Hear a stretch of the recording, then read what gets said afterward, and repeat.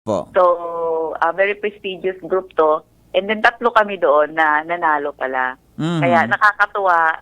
Siyempre, pagbukas ko ng messenger ko, ng cellphone, doon na nagpasukan yung congratulations sa akin. Na Oo. I was flooded with all the congratulations from different family chat group.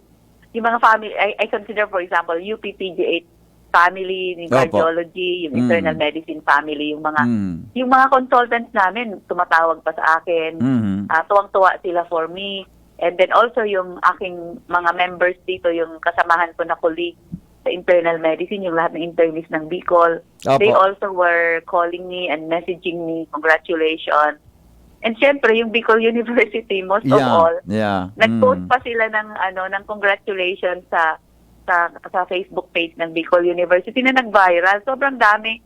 Kaya nang nag-share, nagulat nga ako, ang dami nag-share, ang dami nag-like, ang dami nag-comment. Mm. Grabe. Sabi ko, ito pala yung awarding na napasukan ko, Mm. na hindi ko naman akalain na it just fell in my lap. Na kasi parang may isang tao na umingi ng aking CV, ino-nominate daw ako. Opo. And then hindi ko na alam kung anong nangyari. This was around first week yata yun ng January.